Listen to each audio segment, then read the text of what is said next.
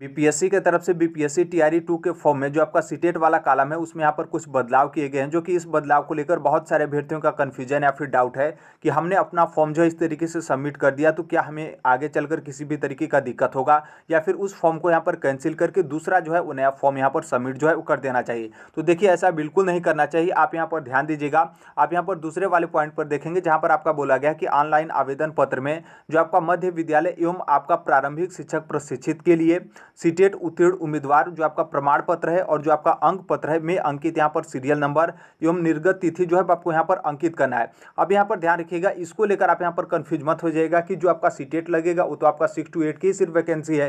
तो आपको यहाँ पर दो तरीके का जो है आपका क्यों बोला गया है। देखिए यहाँ पर मध्य विद्यालय का मतलब ये होता है कि जो आपके सामान्य विद्यालय शिक्षा विभाग के वो यहाँ पर जो आपका 6 to 8 का विद्यालय होता है उसे यहाँ पर मध्य विद्यालय बोला जाता है। और जो आपका यहाँ पर बोला गया है प्रारंभिक शिक्षक प्रशिक्षित, तो इसका मतलब यह है कि जो आपका पिछड़ा वर्ग अति पिछड़ा वर्ग के अंतर्गत जो आपका विद्यालय है तो जो आपका 6 to 8 का विद्यालय होता है तो उसके जो शिक्षक होते हैं उनको यहाँ पर प्रारंभिक शिक्षक यानी प्रशिक्षित उन शिक्षक को जो है यहाँ पर बोला जाता है। तो दोनों आपका सेम है, दोनों में किसी भी तरीके का अंतर जो है आपका नहीं है। अब यहाँ पर आएंगे जहाँ पर आप देखेंगे जहाँ पर आपका बोला गया कि जो आपका सर्टिफिकेट नंबर जो है आपका सीटेट का मांगा जा रहा है तो वहाँ पर आपको जो है उस सीरियल नंबर डालना है, जो कि सीरियल नंबर ये आपके सर्टिफिकेट में नहीं होता है बल्कि जो आपका मार्कशीट होता है मार्कशीट का जो आपका सीरियल नंबर है वो आपको यहाँ पर डालना है। और जो आपका निर्गत तिथि यानी जो आपका जारी डेट यानी जो आपका इशू डेट होता है जो आपका मार्कशीट का होता है वहीं आपका सर्टिफिकेट का होता है, दोनों का डेट जो है आपका सेम होता है। तो इसमें आपका किसी भी तरीके का दिक्कत नहीं होना चाहिए। अब यहाँ पर देखिए बहुत सारे अभ्यर्थी ऐसे हैं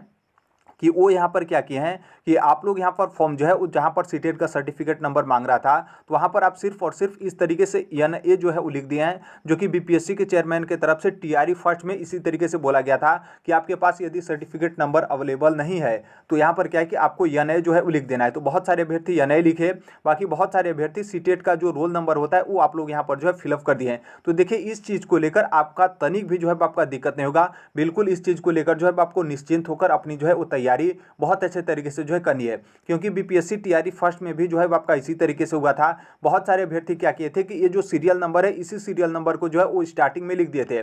फिर बीपीएससी के चेयरमैन की तरफ से बोला गया कि आप यहाँ पर क्या है कि NA लिखिएगा यदि आपके पास सीटेट का सर्टिफिकेट जो आपका सर्टिफिकेट है उसका नंबर अवेलेबल नहीं है तो आप यहाँ पर NA इस तरीके से जो है वो लिख सकते हैं, जो कि उस टाइम पे भी बहुत सारे अभ्यर्थी NA नहीं लिख पाए थे, सीरियल नंबर से अपना फॉर्म सबमिट कर दिए थे। बहुत सारे अभ्यर्थी रोल नंबर से फॉर्म सबमिट किए, बाकी बाद में पता चला तो बहुत सारे अभ्यर्थी NA इस तरीके से लिखकर अपना फॉर्म जो है सबमिट किए। लेकिन बीपीएससी टीआरई फर्स्ट में किसी भी अभ्यर्थियों को कोई दिक्कत नहीं हुआ, क्योंकि जब वहां पर आप डॉक्यूमेंट्स वेरिफिकेशन के लिए जाएंगे तो जो आपका सीटेट का डॉक्यूमेंट्स है वो आपका यहाँ पर मांगा जाएगा। आप यहाँ पर कुछ भी लिखें, कुछ भी यहाँ पर फिलअप किए हैं, उससे यहाँ पर किसी भी तरीके का दिक्कत जो है आपका नहीं होगा। यहाँ तक आपका क्लियर हुआ। अब यहाँ पर देखिए क्या है कि आपने फिलअप वाला ऑप्शन तो यहाँ पर आपने कुछ भी भरा वो आपका हो गया।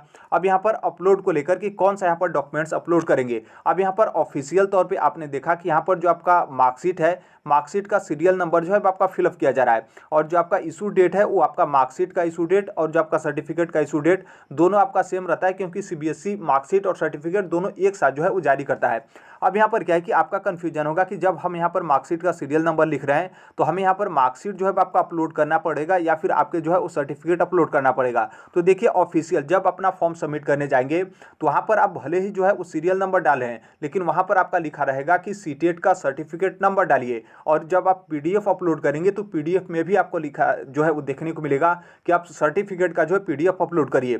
तो आपको देखिए सर्टिफिकेट का ही पीडीएफ जो है अपलोड करना है, किसी भी तरीके का आपका दिक्कत नहीं होगा। बाकी यहाँ पर नॉर्मल सी बात है, बहुत सारे अभ्यर्थी ऐसे हैं जिनके पास सर्टिफिकेट नहीं होता है, उसके बाद भी आप लोग जो बिहार की शिक्षक भर्ती है बीपीएससी टीआरई 2 उसके लिए आप यहाँ पर एलिजिबल हैं। जैसे यहाँ पर क्या है कि जो जनरल फीमेल होती हैं वो यहाँ पर उनका सीटेट में 82 नंबर से ऊपर है तो वो यहाँ पर क्या है कि बिहार की जो शिक्षक भर्ती 6 to 8 की है उसके लिए आप यहाँ पर एलिजिबल हैं। बिहार सरकार आपको एलिजिबल करता है, क्योंकि 82 नंबर पे जो सीबीएसई होता है इन अभ्यर्थियों का सर्टिफिकेट जो है वो जारी नहीं करता है। इसका मतलब यह है कि इन अभ्यर्थियों के पास सर्टिफिकेट नहीं होगा, सिर्फ इनके पास मार्कशीट होगा, क्योंकि मार्कशीट सबका जो है वो जारी होता है।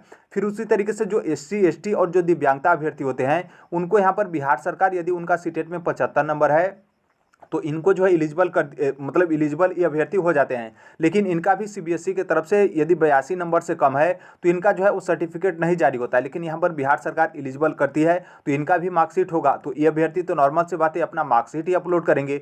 तो इनको तो यहाँ पर कोई डाउट ही नहीं है, क्योंकि आपके पास मार्कशीट अपलोड करने के अलावा कोई रास्ता ही नहीं है। बाकी यहाँ पर जिनके पास सर्टिफिकेट भी है और मार्कशीट भी है तो आप लोग को यहाँ पर कंफ्यूज होगा कि हम यहाँ पर कौन सा अपलोड करें। तो आपको देखिए सब सर्टिफिकेट ही अपलोड करना है, बाकी आप अपना मार्कशीट अपलोड कर दिए हैं तो भी यहाँ पर जो है आपका कोई दिक्कत नहीं है। टीआरई फर्स्ट में भी इसी तरीके से हुआ था, बहुत सारे अभ्यर्थी सर्टिफिकेट मांगा गया था लेकिन वो अपना क्या किए थे कि मार्कशीट जो है अपलोड कर दिए थे और कोई दिक्कत नहीं हुआ। वो आज तक अपना काउंसलिंग वगैरह करा के हर एक चीज़ जो आपकी प्रक्रिया है वो आगे जो प्रोसेस है उसमें वो भी अभ्यर्थी जो है वो शामिल है। तो इस चीज़ को लेकर तनिक भी जो है आपका डाउट नहीं होना चाहिए। और आप यहाँ पर तनिक भी आप अपने मतलब माइंड सेट में थोड़ा सा भी 1% भी आप मत समझिएगा, 1% नहीं उससे भी आप यहाँ पर कम कि आप यहाँ पर अपना फॉर्म जो है कैंसिल करके फिर से दूसरा जो है नया फॉर्म जो है वो सबमिट करें। देखिए आपका बड़ा ब्लंडर जो आपका मिस्टेक होगा, जैसे आपका जो सब्जेक्ट कॉम्बिनेशन वगैरह की कौन से सब्जेक्ट के टीचर हैं उसमें आपका त्रुटि हो गया होगा तो वहीं आपका मेन है।